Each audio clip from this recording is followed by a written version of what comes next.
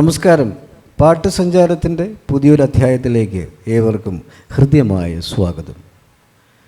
നമുക്കറിയാം, ദേവരാജൻ മാസ്റ്റർ ഏറ്റവും കൂടുതൽ വർക്ക് ചെയ്തിട്ടുള്ളത് വയലാറിനോടൊപ്പമാണ്. പക്ഷേ അതുകൂടാതെ മറ്റ് ചില ഗാനരചയിതാക്കളോടൊപ്പവും അദ്ദേഹം പ്രവർത്തിച്ചിട്ടുണ്ട്. അത്തരം അപൂർവമായ ചില സന്ദർഭങ്ങളെക്കുറിച്ചാണ് ഈ എപ്പിസോഡിൽ നമ്മൾ പ്രതിപാദിക്കുന്നത്. നീ എന്ത് ചെയ്യുന്നു എന്ന് ചോദിച്ചപ്പോൾ ഞാൻ MA മലയാളത്തിന് പഠിക്കുകയാണ്. ഭാഷ പഠിച്ചിട്ടൊന്നും കാര്യമില്ല, കവിത ഉണ്ടെങ്കിലേ പാട്ടുണ്ടാവും, നിനക്ക് കവിത ഉണ്ടെങ്കിൽ നമുക്ക് നോക്കാം എന്ന് പറഞ്ഞു. അടുത്ത ദിവസം തന്നെ RK ദാമോദരൻ മാഷ് ഒരു പാട്ടുമായിട്ട് ദേവരാജ മാഷിൻ്റെ അടുത്തെത്തി. ചന്ദ്രകിരണത്തിൻ ചന്ദനമൊന്നും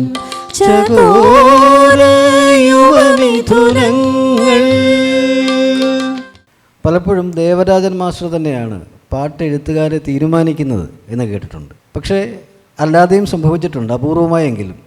അത്തരത്തിലുള്ള ഓർമ്മകൾ എന്തൊക്കെയാണ്? ദേവരാജ മാഷ് എപ്പോഴും പാട്ടുകളുടെ സാഹിത്യം വളരെയധികം മൂല്യവത്തായി കണക്കാക്കിയിരുന്ന ഒരു സംഗീത സംവിധായകനാണ്, നമുക്കറിയാം. അതുകൊണ്ടാണ് നേരത്തെ ലാലു സൂചിപ്പിച്ചതുപോലെ ദേവരാജ മാഷ് പാട്ടെഴുതാൻ ഏറ്റവും ആദ്യത്തെ പരിഗണന വയലാറിന് നൽകുന്നത്. നമുക്ക് അറിയാം, ഈ ദേവരാജ മാഷ് രംഗത്ത് വന്നപ്പോൾ ആദ്യം പാട്ടെഴുതി നൽകിയത് ONV കുറുപ്പ് സാറാണ്. ONVയുടെ പാട്ടുകൾ നിരന്തരം ചെയ്തതിന് ശേഷമാണ് വയലാറിലേക്ക് അദ്ദേഹം എത്തുന്നത്. പക്ഷേ വയലാറിലെത്തിയതിന് ശേഷം പിന്നെ ഒരിക്കലും അദ്ദേഹം മറ്റു പാട്ടെഴുത്തുകാരെ വലുതായിട്ട് പരിഗണിച്ചിട്ടില്ല എന്ന് പറയേണ്ടി വരും. പക്ഷെ അതിൻ്റെ ആ പരിഗണനയുടെ പ്രധാനപ്പെട്ട കാരണം സാഹിത്യം തന്നെയാണ്. പലപ്പോഴും ഈ നിർമ്മാതാക്കളുടെ നിർബന്ധത്തിന് വഴങ്ങി മറ്റ് പല പാട്ടെഴുത്തുകാരെയും അദ്ദേഹം സംഗീതം ചെയ്ത സിനിമകളിലേക്ക് ഉപയോഗിച്ചിട്ടുണ്ട്. അപ്പോഴും അദ്ദേഹത്തിൻ്റെ പ്രധാന പരിഗണന സാഹിത്യമായിരുന്നു. ഇപ്പോൾ RK ദാമോദരൻ മാസ്റ്റർ എന്ന് പറയുന്ന കവി, അദ്ദേഹത്തിൻ്റെ ഒരു അനുഭവം അദ്ദേഹം പറയുന്നത് കേട്ടിട്ടുണ്ട്. അദ്ദേഹം കലൂർ ഡെന്നീസുമായിട്ട് ചേർന്ന് ദേവരാജ മാഷെ കാണാൻ പോയി. അപ്പോൾ കലൂർ ഡെന്നീസ് തിരക്കഥ എഴുതുന്ന IV ശശി സംവിധാനം ചെയ്യുന്ന ഒരു സിനിമയിലേക്ക് ഒരു പാട്ടെങ്കിലും RK ദാമോദരൻ മാഷിനെ കൊണ്ട് എഴുതിക്കാം എന്ന ഉറപ്പിന്മേലാണ് അദ്ദേഹം ദേവരാജ മാഷിനെ കാണാൻ പോകുന്നത്. അപ്പോൾ ദേവരാജ മാഷിനെ കണ്ടപ്പോൾ ദേവരാജ മാഷ് മറ്റു പല കാര്യങ്ങളും സംസാരിച്ചെങ്കിലും ഈ RK ദാമോദരൻ എന്ന് പറയുന്ന യുവാവായിട്ടുള്ള കവിയെ ശ്രദ്ധിക്കുന്നതേയില്ല. കലൂർ ഡെന്നീസുമായിട്ട് നല്ല അടുത്ത സൗഹൃദമുണ്ട്.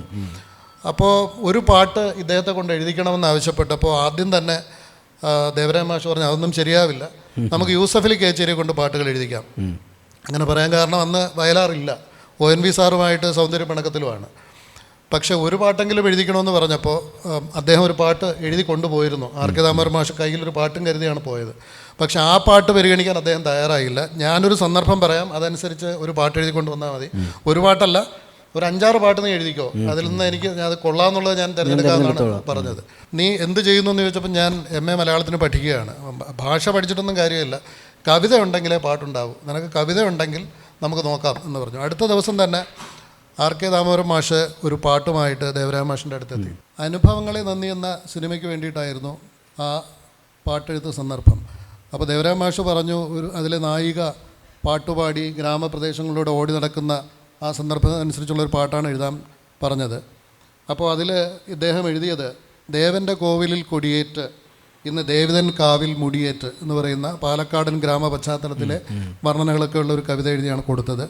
അത് വായിച്ച് ദേവരാജ മാഷ് ആ പാട്ട് തിരഞ്ഞെടുത്തു. അപ്പോൾ RK ദാമോദരൻ മാഷ് പിന്നെ പറയുന്നത് അദ്ദേഹത്തിൻ്റെ പരിഗണന കവിത മാത്രമായിരുന്നു. പാട്ട് നന്നായാൽ മാത്രമേ സംഗീതം നന്നാവൂ എന്നുറച്ചു വിശ്വസിച്ചിരുന്ന സംഗീത സംവിധായകനാണ് ദേവരാജ മാഷ്.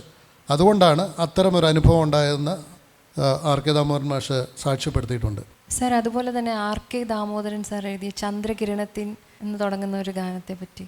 അതെ, അതിമനോഹരമായിട്ടുള്ളൊരു പാട്ടാണ്. അതിൻ്റെ കാവ്യാത്മകത കൊണ്ടും സംഗീതം കൊണ്ടും. ചന്ദ്രകിരണത്തിൻ ചന്ദനമുണ്ടും ചകോര യുവമിഥുനങ്ങൾ, അത് MK അർജുൻ മാഷ് സംഗീതം ചെയ്ത പാട്ടാണ്. അതുപോലെ തന്നെ 100 സിനിമകളിലെങ്കിലും RK ദാമോദരൻ മാഷ് സംഗീതം പകർന്നിട്ടുണ്ട്.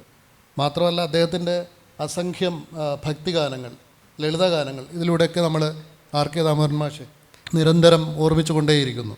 കാവ്യാത്മകത തന്നെയാണ് അദ്ദേഹത്തിൻ്റെ പാട്ടുകളുടെ ഏറ്റവും വലിയ പ്രത്യേകത. നമ്മളിപ്പം രവീന്ദ്രൻ മാഷിൻ്റെ സംഗീതത്തിൽ ഹേമന്തഗീതം എന്ന് പറയുന്നൊരു പാട്ട് അദ്ദേഹം എഴുതിയിട്ടുണ്ട്. അതുപോലെ ജോൺസൺ മാഷുമായി ചേർന്ന് സുഖം ഒരു ഗ്രീഷ്മമിറങ്ങിയ ഭൂവിൻ എന്ന് പറയുന്ന പാട്ടുകൾ. അപ്പോൾ അത്തരം പാട്ടുകൾ ഒക്കെ എഴുതിയിട്ടുണ്ട്. അതുകൊണ്ടാണ് ദേവരാജ മാഷിൻ്റെ മുമ്പിൽ വന്നൊരു കാവ്യം എഴുതി കൊടുത്ത് സ്വീകാര്യത നേടിയെടുക്കാൻ അദ്ദേഹത്തിന് കഴിഞ്ഞത്.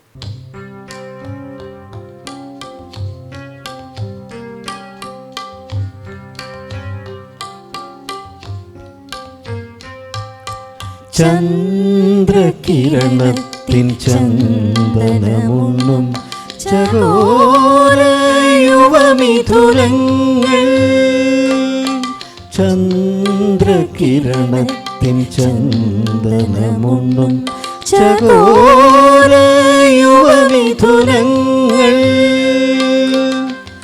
അവയുടെ മൗനത്തിൻ കൂടണയും അനുപമ സ്നേഹത്തിൻ അർത്ഥങ്ങൾ, അന്തരാർത്ഥങ്ങൾ.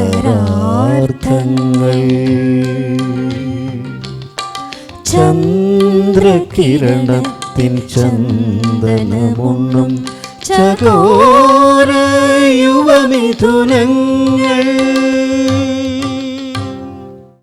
അതുപോലെ തന്നെ മറ്റൊരു കവിയാണ് MD രാജേന്ദ്രൻ.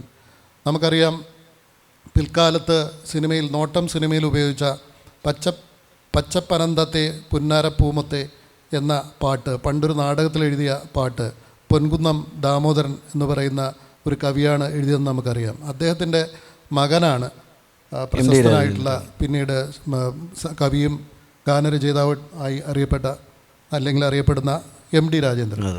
അപ്പോൾ അദ്ദേഹത്തിൻ്റെ പാട്ടനുഭവങ്ങളും ഇതുപോലെ തന്നെയാണ്. ദേവരായ മാഷിൻ്റെ അടുത്ത് വളരെ ചെറുപ്പത്തിലാണ് പാട്ട് എഴുതാൻ പോയത്.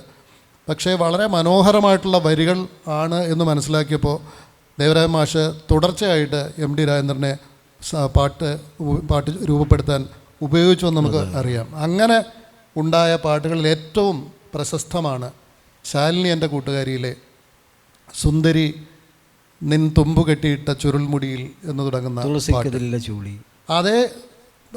അതേപോലെ തന്നെ ഈ ദേവരായ മാഷ് പിൽക്കാലത്ത് അദ്ദേഹത്തിന് ഏറ്റവും പ്രിയങ്കരമായ കവിത എന്ന് സാക്ഷ്യപ്പെടുത്തിയ ഒരു പാട്ടും MD രാജേന്ദ്രൻ എഴുതിയിട്ടുണ്ട്. അത് ഹിമശൈല സൈകത ഭൂമിയിൽ നിന്നൊരു പ്രണയപ്രവാഹമായി വന്നു. അത് വാസ്തവത്തിൽ അങ്ങേയറ്റം മനോഹരമായിട്ടുള്ളൊരു കവിതയാണ്. മലയാളത്തിൽ ഏറ്റവും ശ്രദ്ധേയമായിട്ടുള്ള ഒരു സിനിമാ പാട്ടുമാണ്. ശ്രീ MD രാജേന്ദ്രനെ കുറിച്ച് പറയുമ്പോൾ എനിക്ക് ചില ഓർമ്മകളുണ്ട്. കാരണം അദ്ദേഹവുമായി വളരെ പേഴ്സണലായിട്ട് പരിചയമുള്ള ഒരാളാണ് ഞാൻ. അദ്ദേഹം ആകാശവാണിയിൽ അനൗൺസറായിരുന്നു ഏറെക്കാലം. തൃശ്ശൂർ നിലയത്തിലൊക്കെ അദ്ദേഹം വർക്ക് ചെയ്തിട്ടുണ്ട്. അതിനുശേഷം പിന്നീടാണ് അദ്ദേഹം ഈ ഗാനരചനയിലേക്ക് കടന്നു വരുന്നത്. എനിക്ക് തോന്നുന്നു ഈ ആകാശവാണിയിലെ ഉദ്യോഗവുമായി ബന്ധപ്പെട്ടുള്ള തിരക്കുകളും അതുപോലെ തന്നെ കുറേ അവിടെ കുറച്ച് നിയന്ത്രണങ്ങളൊക്കെ ഉണ്ടല്ലോ. അങ്ങനെ പെട്ടെന്ന് പാട്ടെഴുതാൻ പോകാനൊന്നും കഴിയില്ല. അതുകൊണ്ടൊക്കെ ആകാം അദ്ദേഹത്തിന് പാട്ടെടുത്ത് എണ്ണത്തിൽ കുറഞ്ഞു പോയത് എന്നാണ് എനിക്ക് തോന്നുന്നത്. അല്ല, തീർച്ചയായിട്ടും അങ്ങനെ തന്നെ ആയിരിക്കും. അല്ലെങ്കിൽ പിന്നെ ഈ ശാലിനി എൻ്റെ കൂട്ടുകാരി പത്മരാജനും മോഹനും വളരെ വലിയൊരു കൂട്ടുകെട്ടിൽ പിറന്ന അതിമനോഹരമായിട്ടുള്ള സിനിമയും ആ സിനിമയിലെ അന്നത്തെ യുവാക്കൾ ഹൃദയത്തോട് ചേർത്ത് പിടിച്ച ഈ ഗാനവും എഴുതിയ MD രാജേന്ദ്രൻ പിന്നെ സ്വാഭാവികമായിട്ട് ഒരുപാട് പാട്ടുകൾ കിട്ടേണ്ടതാണ്. അദ്ദേഹത്തിൻ്റെ ഔദ്യോഗികമായിട്ടുള്ള തടസ്സങ്ങൾ കാരണമാണ് തീർച്ചയായിട്ടും പാട്ടെഴുതാൻ, പിന്നീട് വളരെ സജീവമായിട്ട് പാട്ടെഴുതാൻ അദ്ദേഹത്തിന് കഴിയാതെ പോയത്. പക്ഷേ എങ്കിൽ പോലും ദേവരാഗം പോലെയുള്ള സിനിമകൾ അദ്ദേഹം, അതെ, ദേവരാഗം മാത്രമല്ല അതിനുശേഷവും M ജയചന്ദ്രനൊപ്പവും അദ്ദേഹം പാട്ടുകൾ, അതുവരെയുള്ള അല്ലെങ്കിൽ പ്രമാണിയിലെ പാട്ട്, പ്രമാണിയിൽ MD രാജേന്ദ്രൻ എഴുതിയ മനോഹരമായിട്ടുള്ള ഒരു പാട്ടുണ്ട്. പല ഘട്ടങ്ങളിൽ അദ്ദേഹം പാട്ട് എഴുതിയിട്ടുണ്ട്. പക്ഷേ എങ്കിലും ഈ നിരന്തരം പാട്ടെഴുതാൻ കഴിയാതെ വന്നത് അദ്ദേഹത്തിൻ്റെ ഔദ്യോഗികമായിട്ടുള്ള ചില തടസ്സങ്ങൾ കാരണമാണ് എന്ന് തന്നെയാണ് നമ്മൾ മനസ്സിലാക്കേണ്ടത്. ശ്രീ MD രാജേന്ദ്രൻ്റെയും ശ്രീ RK ദാമോദരൻ്റെയും ചില നല്ല പാട്ടുകളുടെ വിശേഷങ്ങൾ പങ്കുവച്ച ഇന്നത്തെ പാട്ട് സഞ്ചാരം ഇവിടെ പൂർണ്ണമാവുകയാണ്. വീണ്ടും നമുക്ക് അടുത്ത എപ്പിസോഡിൽ ഒത്തുചേരാം. അതുവരേക്കും നന്ദി, നമസ്കാരം.